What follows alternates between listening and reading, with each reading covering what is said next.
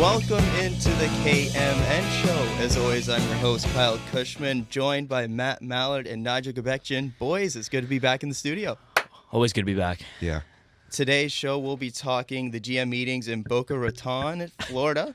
We'll be talking the Ottawa Senators. I'm sure Matt has a few things he wants to say on that matter. And if we have some time at the end, after making fun of the Ottawa Senators and talking about GMs in Florida, we might get to a couple Leafs notes. But let's shift and then going back to the bench later. So just a quick couple thoughts on that initial proposal for a rule change there. I think it makes sense. Yeah. I mean, it's anything to prevent injuries, concussions, all that sort of thing. It's something that the NHL seems to be really cracking down on recently. So, I mean, it makes sense, right? The rule is you have to play with a helmet when you go on the ice. I don't think the rule should change, if it comes off while you're... This isn't the 70s anymore. Yeah. Like, we need guys with helmets on. I agree. Probably a smart move. Yeah. Absolutely.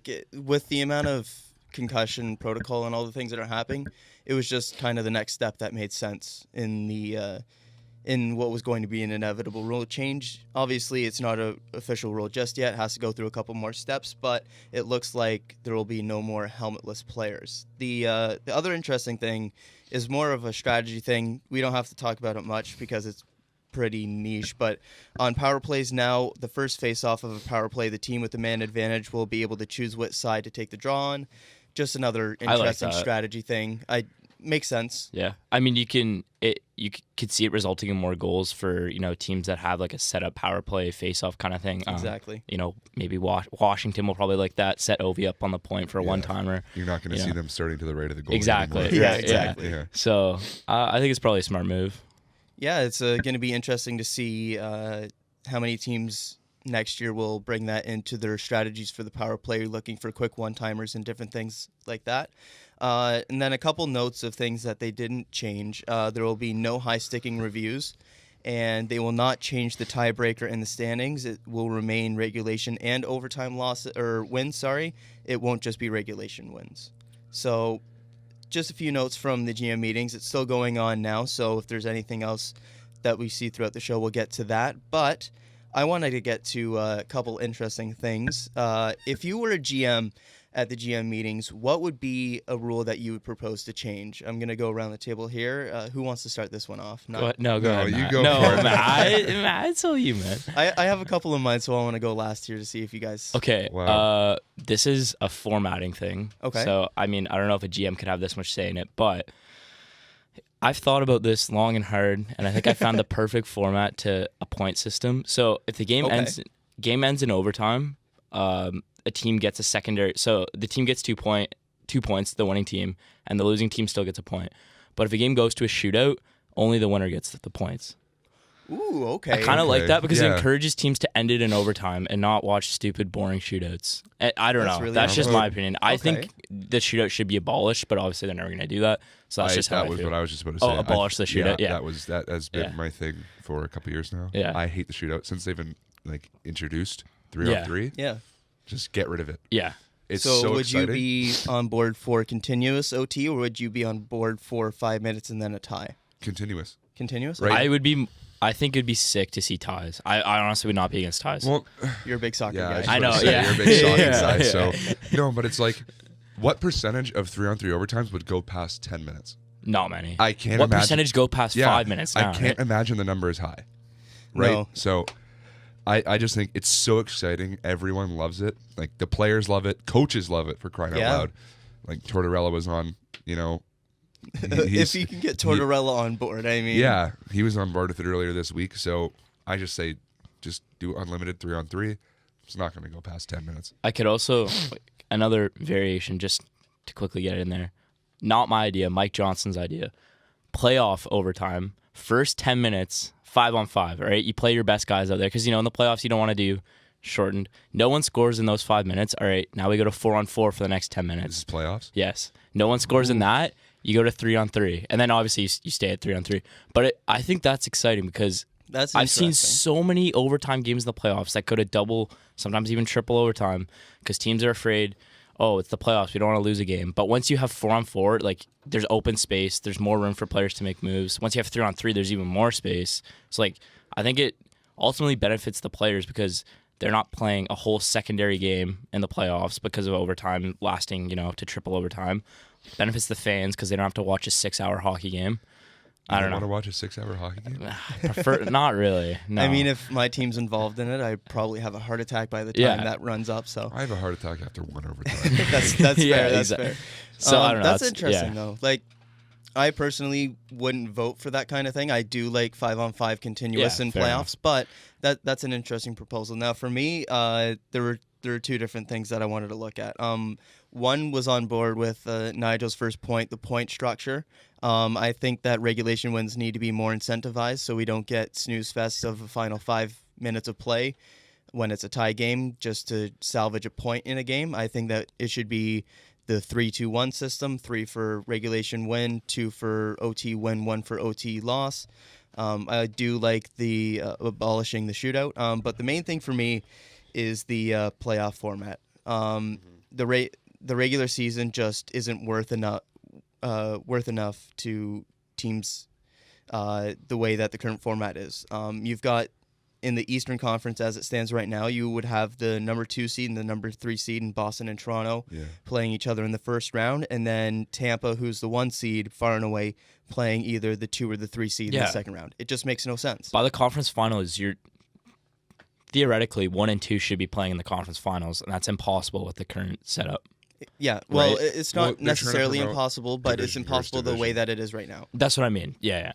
It's division versus division, right? Right. No, it is impossible because if you were to have with the way that the Atlantic is stacked this year. The way that they thought of it would be the 2 division winners are most Right. likely to be the 2 1 and best 2, teams, 1-2, and then it would work out so that you get more divisional rivalries. But it just hasn't worked out that way, and a lot of the time you see that one division is better than another, and then for I think every single year that this format's been in, we've seen some kind of 1 versus 2 in the second round, or 2 versus 3 in the first round. It just doesn't make sense. So the playoff format as it is right now, the first round is somewhat all right. There are the outliners like the 2 versus 3 Boston, Toronto, but for the most part, it's fair matchups. It's when you get to the second round that I have the big issue because teams like Winnipeg, Nashville shouldn't be playing in the second round. Teams like Tampa and either of Boston and Toronto shouldn't be playing in the second round. So it's just something that it really devalues the regular season. Like Vegas, this is a good example. Vegas right now is the 5 seed. They bought hard. Relax over there. They bought hard at the deadline going after Mark Stone. They are guaranteed to play one of San Jose or Calgary in the first round. And I don't really see them as a favorite in either of those series. No. Maybe against Calgary, not against San Jose. But has Mark Stone played for the Golden Knights yet? Yeah. I haven't seen a thing on it. Well, I mean, East Coast bias to a certain extent. Yeah, I just feel like that's something that you would cover. Yeah, I don't know. I'll quickly look up what he's got. But, it's just the regular season, he has 1 assist in 4 games right now. So it's a transitional period. He's got to get used to the new climate, new ring. But no, you shouldn't be having big city. You shouldn't be having the regular season devalued that much. So you're proposing 1 to 8? 1 to 8. Okay. I like the 1 through 16. No. 1 through 16 is a pipe like dream. 1 through 16. That's just 1 through 16 is a pipe dream for me. I would love that. It's okay, but I don't see that being.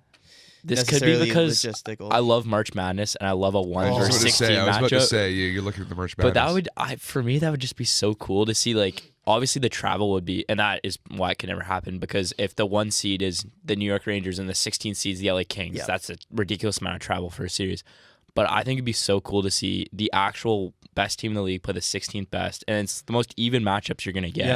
Right? That would be really cool. Again, it doesn't really happen. seem logistically possible. Now, I would love to see something like that happen in the CHL, though. Yes, because closer, travel. Well, even then, you could have neutral sites like they do in March Madness. True. Yeah. That would be fun. Cause you're thinking. That's a whole nother thing, though. I would love to see that. But no, 1 through 8 just makes so much sense, and it just works. Okay, well, while you're on neutral sites, kind of like how the Super Bowl, they have somebody where somebody hosts a Super Bowl every year. Where are we going here? No, not with the NHL. What if you were to have This is just an idea that I just Okay. had literally just now. I never thought about this. I never. What happens? Like, not what happens. What if the NHL were to do a similar thing where a city hosts the Stanley Cup Final Series? You That wouldn't way get enough. there's no travel. You wouldn't get enough fans. I don't know if you would get That's enough fans. It very would true. depend on the market that you're in for that. I I think just don't if, see it as being necessarily the best option. if Tampa and Calgary This- are playing in the finals and they have the finals, the Stanley Cup finals set up in Winnipeg, Aaron, it would never be in Winnipeg. That's a bad No, example. no. Like, New York. It's an example. Okay. For one, I don't think Tampa fans are ones to make a trip all the way to watch their team. Ooh. That's a very, Slandering the fan I'm just base. saying Tampa doesn't have the greatest fans in the world. And I just don't think you would get. I think what's special about the playoffs now is when you have those home games and you have 20,000 fans behind you is what pushes you to, be successful in those games. And I think you kind of take that away if you have a neutral site game. Yeah, it That's works just- to a certain extent in the NFL because it's a one-off. one game. Yeah. One game for the championship. So you can do a neutral site so that it's fair for both teams if it is a neutral site, because then the both teams don't really have home field advantage. And then in a series like the Stanley Cup playoffs where it's a 7-game series, it just wouldn't work the same because you're playing multiple games in that one place. Yeah. So I just don't see how a neutral site would necessarily work for the NHL, but it is. Oh, it absolutely It is an wouldn't. interesting Yeah. thing. Well, because then there's no point in finishing higher. You have home ice advantage, right? Because then Yeah, what is it? that's What is it, that's a right? good point as well. I mean, maybe you have it through the first 3 rounds, and then the 4th round, it's like, okay, everybody's even. You're different conferences. You can't really, right? But Yeah. I don't know. No, exactly. Just looking at some of the potential matchups that you would get in a 1 through 8, it would still be Tampa, Montreal in the first round. This is comparing it to what the current playoffs would be right now. So it would still be Tampa, Montreal, but then the winner of that would then play the winner of the Islanders in Washington.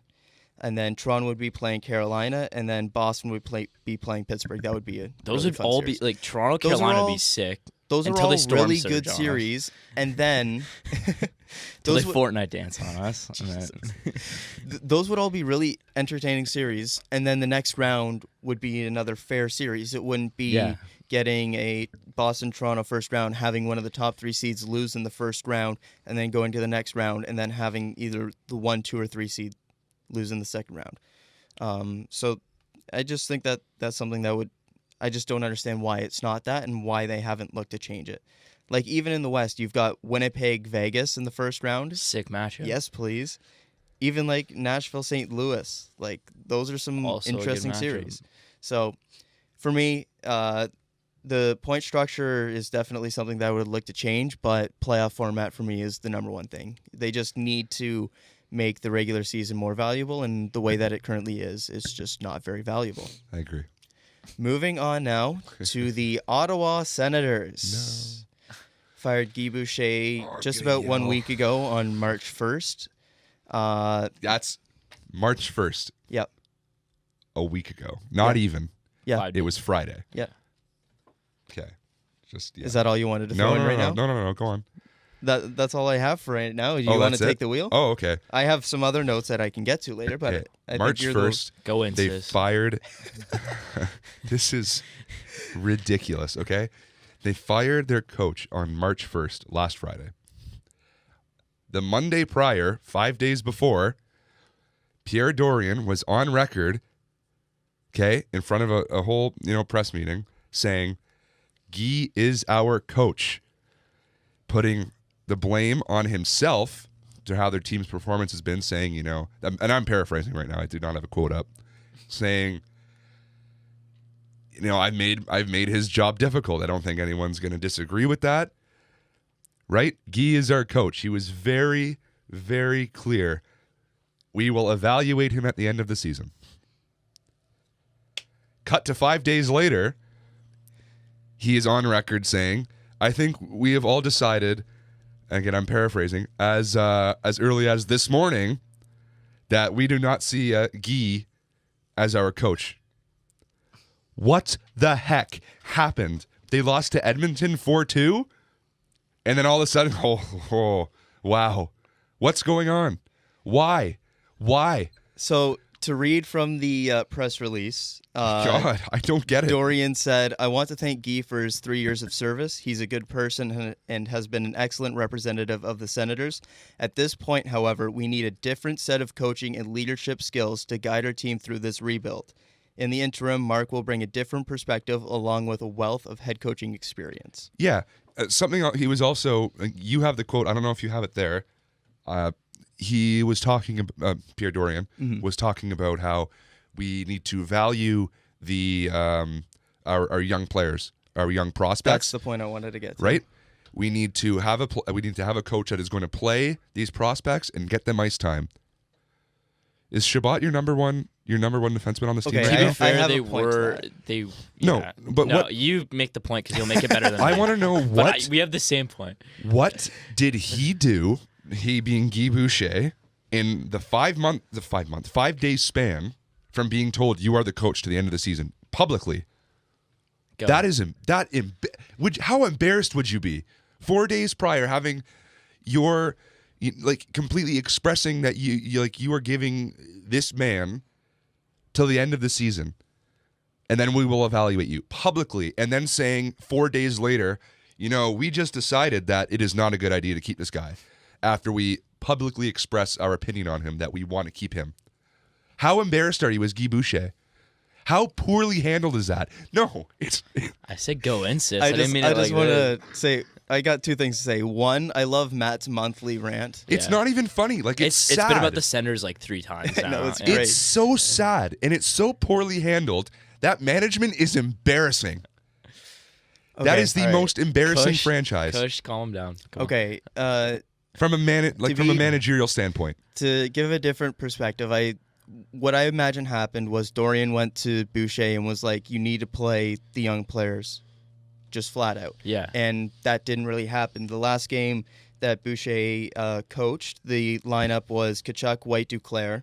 That's a fine first line playing young players. But then after that, you've got Smith, Pajot, Ryan, Balsers, Tierney, Bodker, and then Pyarvi, Lindbergh, and Gibbons. So that's all right. But I guess Ottawa wanted to see their young players getting more ice time. Okay, that's fine. If that's why you wanted to fire him and get a different perspective, okay, sure. The problem that I have with it, sure, you might have the right idea. Mark Crawford is playing less young players. He's got the same 12 forwards. Balsers is playing up on the second line now, okay. But on defense, he has Christian Jaros scratched now for Ben Harper. Ben Harper. Okay. So if your thought process was, okay, fire Guy Boucher, we want to play our young players, he's not doing that. That's one thing. Your replacement isn't doing it either. So I don't understand it from that perspective. Plus, yeah. Belleville is currently in a really close playoff race. So you need to keep your young players that are dominating down there so that they can play playoff games this year. So I just don't understand it. Go ahead. Yeah, go for it. Wait, so they bring in Mark Crawford Yep. Yeah. on an intern basis? I didn't see it. Yeah, Or so was- he yes, was yes. assistant. Okay. He got Right. promoted to interim. So head he's coach. not like No. their new head No. coach. No, just no, yet. no, Okay. no. So I think they need to. Okay, I've said this on the radio show before. You got to go LA Rams style to bring it over to football. Go young as you can. I like, get a young coach in there, someone who's, like, I don't know. I can't remember his name right now. It escapes me, but who Chicago hired. The guy Jeremy from Colleton. Yeah. the guy from the AHL who had success there. Like, I think Ottawa should do the same kind of thing. But that's not something you can just go out and do. I know, but I'm saying at the end of the season, in the off season, I think a young coach with a young team just means you're gonna have some fun. Obviously, they're not gonna be good next year, but they'll have fun. No, I'm kidding. But I think it'll be an interesting team to watch because you'll be seeing guys like Drake Batherson get legitimate ice time. Yeah, exactly. And I think if you have a younger coach, who has recently been in the league or has played high level hockey recently, you will.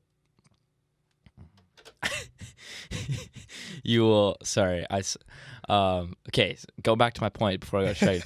You have a young coach, young team. He can instill his values on these young players from an early age, and then hopefully, dream scenario, he stays with them for 10 years. They win 5 Stanley Cups. Like What?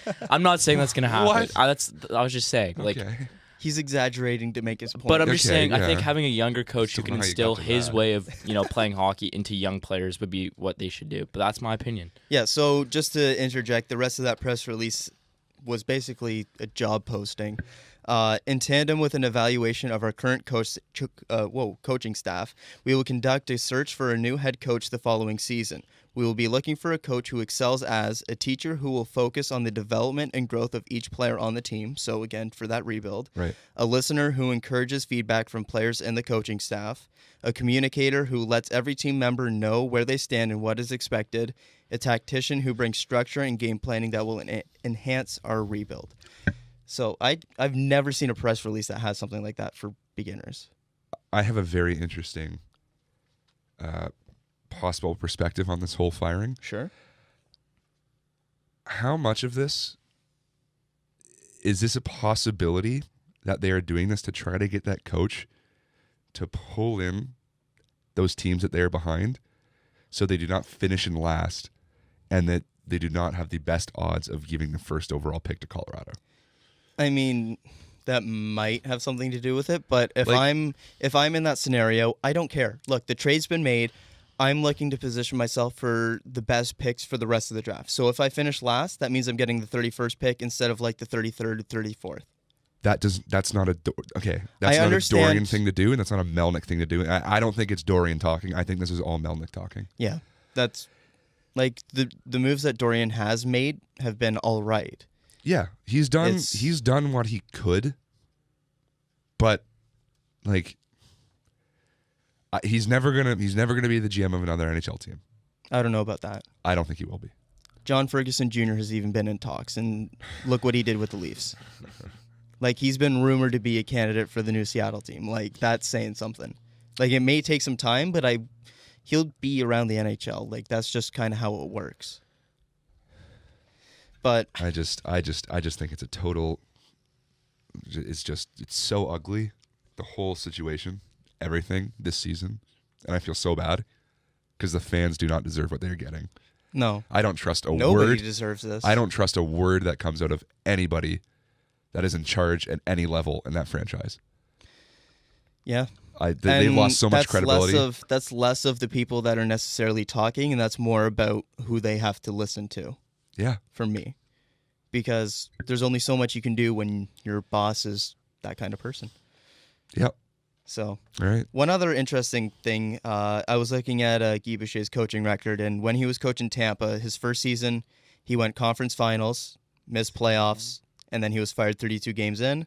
And then with Ottawa, first season conference finals, next year missed playoffs, and then fired 64 games in. This is Boucher. So interesting timeline how both of his NHL tenures kind of paralleled each other. But yeah, definitely just kind of sad at this point. But next year, Ottawa will be past the whole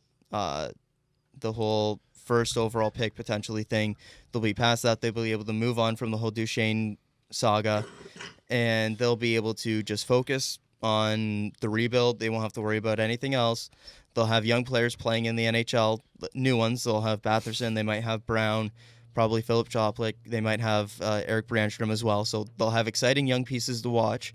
And depending on who they bring in and what happens, you never know. Like So that. you think every one of those players makes that roster next year? I The would. majority of them? I would say I would have a majority of them. Okay. Do Like, you think Brandstrom does? That's the big one I want to. I would imagine so. I don't know why he wouldn't. Yeah, no.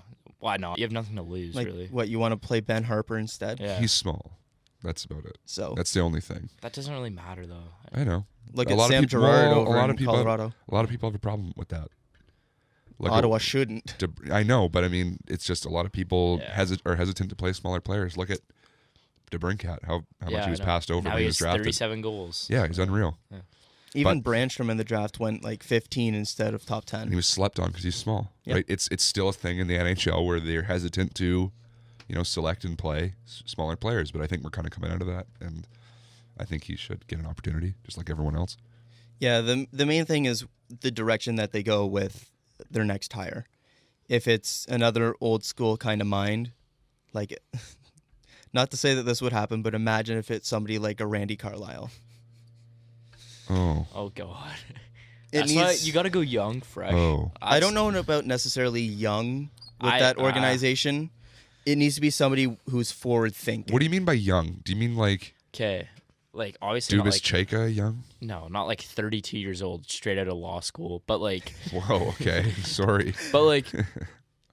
someone who recently played in the NHL is probably coach. I'm sure... I don't have an example, but I'm sure there's a coach who's probably somewhat successful in the AHL right now, who's 38 years old, 39 years old. I'm just guessing. I don't really know. Somewhere in late 30s, early 40s. Bring him up to the show. See what we can do. I get what you're saying. I You like want the- I have Jerome a name McGinley that's, to be I the have a next name that's coach? 38 years old for you. Sheldon Keefe. No, I knew you were going to say that. Yeah, Don't. okay. That No. would have been a good example. That's an yeah, interesting name. that would actually be kind of cool. Comes from the Toronto Maple Leafs organization, Yeah. obviously. The Toronto Marlies have What done he's an done there, excellent yeah. job of developing. That would be an interesting I fit. think, I'll say it right now, that's probably one of the best fits for Ottawa. He's got a that's young- a great fit for anybody who's trying Let's to... look at the job posting they had. A teacher who will focus on the development and growth of each player on the team. He's fits a that. part of the Fits that. organization that's probably the best at developing players at this current time in the AHL. Is he under contract next year? I believe so. So they'd have to give something. They would have to get permission. Yeah. But I don't know how much you can really block that to a certain extent. Yeah. A listener who encourages feedback from players and the coaching staff. We don't really know anything about that, but from what we've kind of heard from guys like Justin Bourne and stuff, the Leafs have quite a bit of communication throughout all levels of the organization. Yep. Communicator who lets every team member know where they stand and what is expected. Again, we're not in the locker room, but seems like something. He strikes me as that kind of guy. And then a tactician who brings structure and game planning that will enhance our rebuild. He's in the organization that plays the same game at each level. He plays a very similar style to Babcock, so I don't know. I was right. When you started listing those off, I was like, that's the first name that popped in my mind. Yeah, it was. I just didn't want to say it. That's an I couldn't interesting think. one. I don't know why I didn't think of him, but yeah. I just want him to be the coach for the Leafs in the future because The only thing is that different conversation.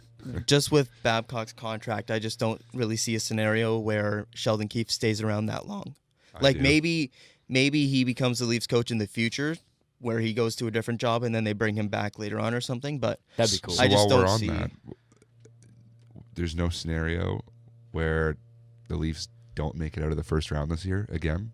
No, there's a high well, scenario. there's a No, but I mean, definite like, I'm scenario talking where that about happens, coaching. but I I'm don't talk- see Babcock leaving this There's year. no way they would fire him based on At that. most, it would Really? be next year if No. they have another disappointing first round loss. You cannot fire a guy I making- need to make this very clear. Okay. I am all for keeping Babcock. I'm not on the side of firing him. You seem like you're not. I am. I love Babcock. He's playing devil's advocate. I've defended Babcock. I'm just doing this for discussion purposes.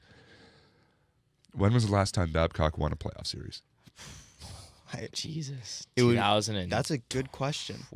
13, 12. I'll look it up right now Right? because I legitimately don't know. It would be Pretty whatever. sure it was 2012. Yeah. It would be whenever Detroit last won a series. They 2012, I 2013. think they beat the Correct me if I'm wrong. Was it the Islanders they beat in the first round? Let's see. I could be 2012, wrong. 2013? 2012, 2013 lost in the conference semifinals. There you Against who they beat in the first round? Let me take a quick doesn't look matter. here. I want to know. go. Okay. How good was the team he He beat? has not won a playoff series in 8 years. Okay, 6 so years. to put in perspective how How long long has it ago been? it Yeah, 6 was, Detroit was in the Western Conference. Yep, exactly. Which was so weird to They begin played with. Arizona. No. They didn't play Arizona that year? They beat Anaheim in 7 games as the 7th seed, Okay. and then they lost in 7 to See? Chicago. So he can get the job done. These teams are good. All I'm saying, That's actually right? I'd never thought about that. Yeah. And we Last- still consider him one of the best it was coaches in the hockey. lockout shortened year. Yeah. That's crazy. I mean, I don't disagree with me. I still think he's a very good coach, but I don't know if he should still be considered one of the best coaches in hockey. And he's the coach of my favorite team, and I'm saying that. Just because you need to have some it's form the of success. accolades. But to just show how long ago it was again, the reigning first overall pick was Nail Yakupov. Oof. Yeah. Good old days. Oof. Oh yeah. So if the Leafs don't do anything this year, the pressure increases obviously. If nothing happens next year. You really think that there's no scenario in which the Leafs get completely just wiped Oh, in no, the first round there is. that they don't question There's or a possibility. I just don't and see. say, hey, we have this coach here right now. We don't want to lose him. What I see happening is if something like say the Leafs get swept or something. What I Holy- see. Whoa, okay, Kush. wood. No. We're Jeez. We're going Kush. worst case scenario Yeah, here because no, that's I know. because that's I the know. only scenario where something like this could Yeah. potentially happen. The most that I could see is Leafs management going to Babcock and being like, "This didn't work. We've been telling you this all year. We've been listening to what you've been saying. You did this. It didn't work. You need to listen to us, or it's game over." Or That's if they what I play would see. Hainsey first line minutes through the first round, and they get, I mean, that's and they going get to wiped as happen. well, which is terrible. I don't. So- I agree. I don't think he can get fired based off a performance in the playoffs this year. But I agree if they, God forbid, but if they got swept by 3 the straight years, stupid people from Boston, 3 straight years, only getting Okay, to the first round. but really, can you blame the first two last The year? first year was overachieved kinda- completely. last year, yes, I am And gonna last blame year- coaching on Last him. year is different. Last year, I was still content No, with no, I no. wasn't. That was a very the lines that he Losing The played. way Game 7 that on the it road. happened was disappointing because You can't- Kadri missed time you due to can't suspension. blame. Yeah, and you But can't he didn't blame. adapt. He didn't fix. Matthews wasn't working. Nylander wasn't. that right side got obliterated Can you game blame in, him- game out. It Can you wasn't blame working, Jake and he- Gardner? No, I'm not. Or sorry, you should. That's like, not can you- about him though. We're talking about. Okay, but you can Think- put a lot of the loss in Game 7 in Boston onto Jake Gardner's shoulders, and I'm one who's Yes, backed up But Jake Gardner. throughout That the being series, said- players weren't working, and he did not find Okay, a way to get them Fair. to work. But if I'm being dead honest, I don't know. Even with if he adjusted lines, I don't know if the Leafs won that series. Matthews either way. was invisible all Because- series. but- That is Austin Matthews. no, and no, you no, no, can't- no, no, no, no. Matthews can't- didn't score goals all series. He was productive all series. He just Yeah. didn't score. Which is what it is. They couldn't half of shut him. down one It line, happens. which is I why they know. lost a series. And you could argue maybe if he made different coaching adjustments, yeah. But I don't think there was any way they could have shut down that line. Well, for me, he should have done something to try and address that right side. Maybe moving somebody over like a Riley or a Gardner. Yeah, fair enough. Trying something like that. The big thing for me was the Leafs didn't take advantage of the game that Bergeron missed. He's stuck in his ways. Yeah, they lost 2-1, right? 3-1. I don't remember exactly. I kind of blacked that kind of stuff out. That was a ridiculous series. Yeah. That was Which one are you talking about? when Bergeron went down. He was injured for his leg or something, Where it was like announced like 3 Yeah. minutes before puck and it was drop. like, holy crap! Yeah. And we were all excited. And then Thomas Wilcanis was playing second line minutes. Yeah, good old Dave. see, like, times. oh Matt, you god, gotta mute the cameras, man. It's just been on Kush for like the last Yeah. 20 minutes. yeah, I know. It's all good. He's been talking. The people want to see you. Apparently, we've been getting some They good they saw reaction me about while you. they saw me freaking while I out. was yelling. Yeah, They saw me. I can't wait to clip that up. Keeping on the Leafs notes, though, some stuff from today. Did you guys see Marchand? What he said about Marner? Oh my No, god, I I- once again hate him. Please tell me. Yeah, I don't go remember ahead. exactly what it was, but he said something about Marner should get like 12 million, commenting on like his multiple point two performance. 3-point games in a row. And He so said- yeah. Dubas replied today saying, "That was a master troll job. You have to respect that. With over 90% probability to play Boston in the first round, that he was waking up in the morning thinking about the Toronto Maple Leafs, we'll take that." He basically all he Which said is was a great response. I love he was Kyle reacting to his game, and he goes, "Wow, unbelievable! $12 million average, better be #Marner watch." Oh yeah, that's what it was. That is Whatever. good. I don't know. It's a bit of fun. Like as much as I hate Bergeron, he adds fun to a league that doesn't have that much fun. So I kind of respect that. Yeah, He adds a personality to it. that's a fair point. One other just small note: the Leafs did re-sign Andreas Borgman to Yeah, a 1-year I was just about to contract say. just a few minutes ago. Oh so yeah, Stanley Cup Finals, baby. Just another interesting note because the Leafs next year will be in a cap crunch, and having those cheap depth options that aren't going to accumulate on the cap are good to have. He hasn't been overly fantastic with the Marlies this year, but he has been solid in the past. So, I mean, it's a solid note. But staying on that theme of cap crunch, the Leafs did extend Garret Sparks on a 1-year, $750,000 contract. Huge. And you tweeted about it. I think it was you. I did tweet about love it. that tweet. I 'cause tweet it's about exactly what everything. But that was yeah. Was this the right decision? Yes.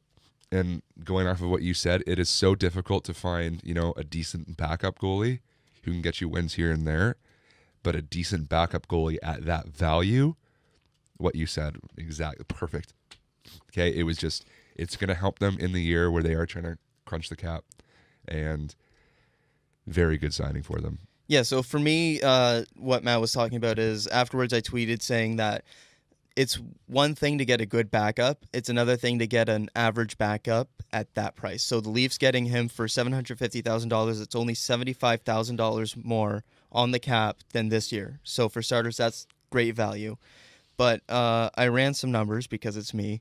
Because it's me. Your numbers guy? Big numbers guy. So the average save percentage for all goaltenders going into the season as like the backup. So this is including guys that have become starters like David Riddick. It's including guys that have been sent down like Mike Condon. The weighted average of all those players, their save percentage is .907 this year. Scoring has gone up, so we know that save percentages have gone down. Garret Sparks is currently sitting at a .902 in 14 games. The weighted average is a .907 in 23 games. The average cost of that, though, is almost $2 million. Yeah. The Leafs can't afford that. They can't afford to spend $2 million on a backup. They can afford to spend $750,000 on a backup like that. They can barely afford to spend $2 million on a winger next year. Yeah. So this helps a lot. This is pretty big for them. And it's really just next year too.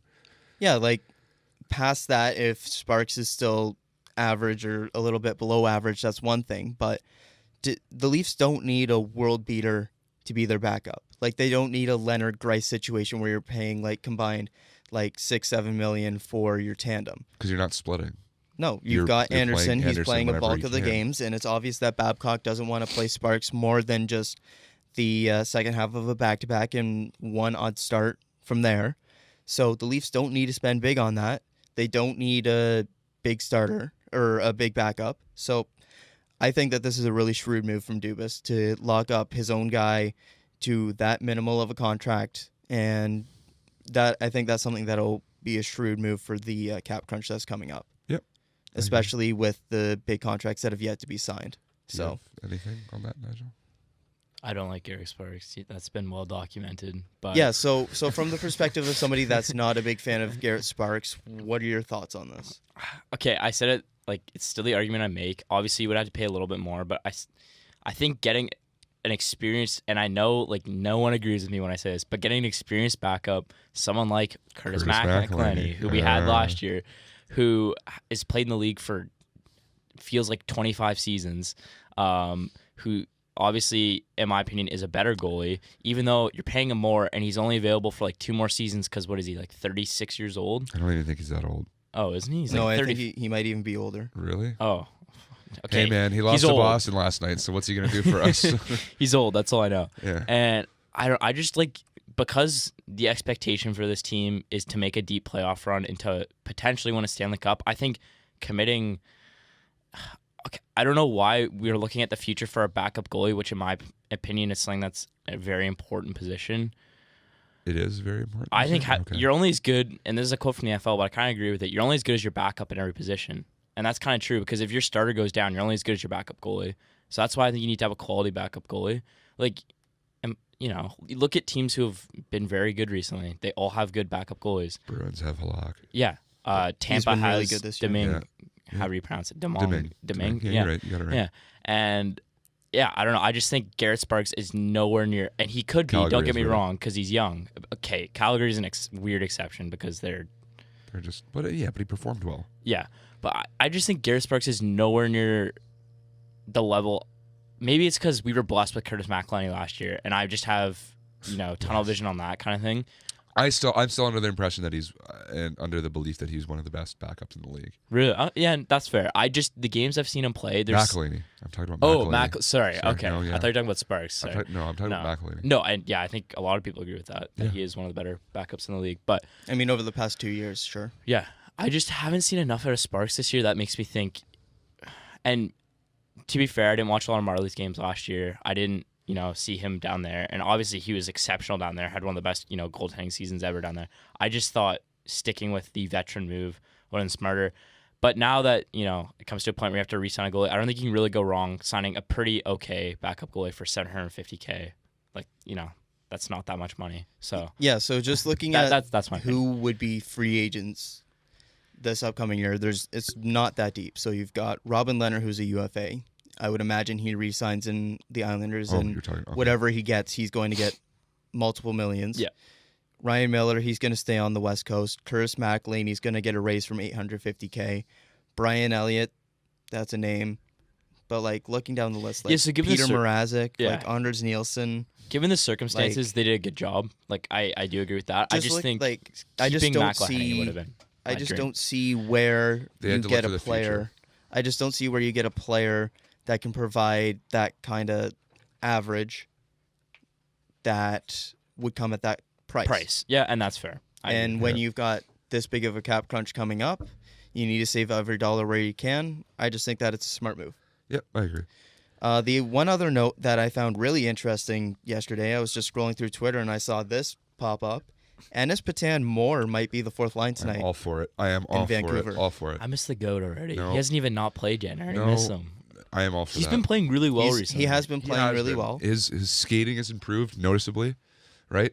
He's a legitimate NHL option, which I find shocking. Gauthier. Yes. Yes, Yeah, but I'm happy, am interested man. right That now. being said, I want to see this before we go into the playoffs. But yeah. Because if it works, do not change it. They're all 5'9". yes. That's sick. Yeah, but it's That's so 2019 NHL, baby. Imagine Martin St. Louis smiling somewhere. the fourth line He's was like, not wow. scoring until Trevor Moore was called up. That guy. He's so the GOAT good. whisperer. Yeah, wow. But no, like, Patan scored, obviously. In Tyler Ennis scored a freaking hat trick. 5 in 5 games. his first career Yeah, hat trick. which Like, shocks me because he had some good he's he had seasons. some really 29. solid seasons. He's only 29. I Yeah. know. Did not know that. Yeah. It blows. Yeah, it feels like he's been around for forever. I like him. So Oh, I mean, he's hard not to like. it looks like this will be played tonight, unless that was just a practice thing. But I would imagine we'll see that tonight. Well, Vancouver's the Patan- team to do it against. Ooh. That's a little harsh. Yeah, it is. Ooh. But no, like looking at it, you've got 5'9", 5'9", 5'9" on your fourth line. Is this if this works tonight? Like if they don't get caved in tonight, is this a legitimate option for the rest of the season? Absolutely. I think it's a legitimate option for the playoffs because the Bruins are so big and this team is so, like, that line is so small. I think that is the most annoying line that they will face. I think there's something to be said about having someone like Gauthier, who is a completely defensive center who can win faceoffs on your team, though, in the playoffs. That's fair. Which is what I'm saying, because he's probably one of the best faceoff takers on the Leafs. You know? I don't know what his numbers are, Yeah, what's but his they're numbers? pretty Do you good. know? kind of what. What? Do I you know that? numbers? Do you know that his numbers are good? Or you just... When I watch, he's good at Oh, faceoffs, okay, right, man? sorry. He I'm just- passes the I'll eye look it test. up real quick. Yeah, We got plus like and minus. 7 minutes. Plus left, minus, so. pass the eye test. No, but I think there's something to be said about a big body on a, I don't know. Maybe for the I don't know. I need to see this 5'9" line play. What are they calling it? The Hobbit line. I need to see the Hobbit line play and then go from there. Because if they score, 2 goals tonight, then I'll obviously have a different opinion. But if they get out-muscled every shift tonight, then I'm also going to have a different opinion. So Gauthier currently is winning 54.7% of his draws. That's better than That's 53. pretty solid. yeah, so I was not wrong. He passes you the for eye that. test. Yeah. Thank you for that analysis. One other fun note is that Ron Hainsey currently leads the Leafs with 100% face-off win percentage because he took that one draw on the 3 on. Yeah, when the Leafs. God, I it was love him. I love him. 3 men on. Yeah, that's a fun stat. But no, Frederic Gauthier does lead the Leafs in terms of centers, in terms of face-off percentage, 54.7. See, I knew I was right. But John Tavares is just behind that at 54.6. So And after that, surprisingly, William Nylander at 53.5. yeah, for someone who's technically a winger. Well, he plays So- both, but The Leafs don't really necessarily have a face-off problem. If you want to try Patan there, yeah, no, I agree. give more penalty kill minutes to a guy like John Tavares, potentially. Yeah. I want to see what happens. I just like Frederic Gauthier a lot. I won't lie. There's just something about him. There's just a charm. Oh, yeah, I love Frederic Gauthier. I've started to like him. There's just a charm about him. He was sort of in the same area as Marinson for me, just not as bad. I hated Marinson. Whoa. Marinson lately has been playing very well. Well, he's had the who's opportunity. he I been- can't wait to clip that. Who's he been playing No. with too? He's been. Stop.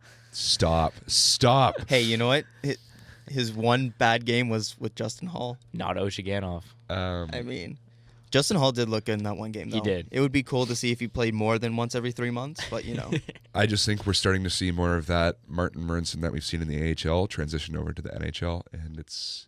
Yeah, AHL Marincin is good. And if you can transition that, it's very good. But I've never been a fan of him. Am now. Same with Gauthier. He's learned to skate. His skating has improved. Like there was That's one... a prime example of the Leafs development staff, right A couple there. weeks ago, there was a play where 30-someone had the puck, right? And I was like, wow, Matthews looks really big on this rush, skating the puck into the zone, because I just saw the 30. And I was like, wait a minute. That's Frederic Gauthier. It's the Freddie the How go. is he moving so? He's like a freight train. And if you can, and he doesn't have like that much skill, but if He made that one crazy pass. Like, he had that one game. What, didn't he have a game with like 2 assists recently? Oh, I don't know. Maybe, I was in a probably. class kind of half watching it, so. Oh, is that the game against Calgary? No. I don't think so. No, it was a couple weeks ago now, I think. Okay. So. But he was able to work on his skating, and it's such a... So what you're getting at, he's the best center on the Leafs now?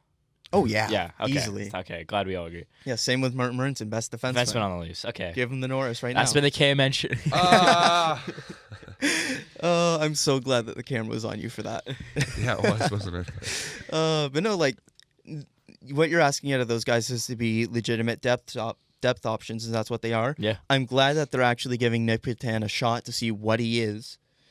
Well, he's done just as much as Par Lindholm did. Literally. Like Same amount of goals. Yeah. 61 games, 1 goal. And then one game, one goal. So Obviously, two Petan very the different man. so players. he's going to score 82 goals Petan. next year. But I want to see if he's a legitimate depth option.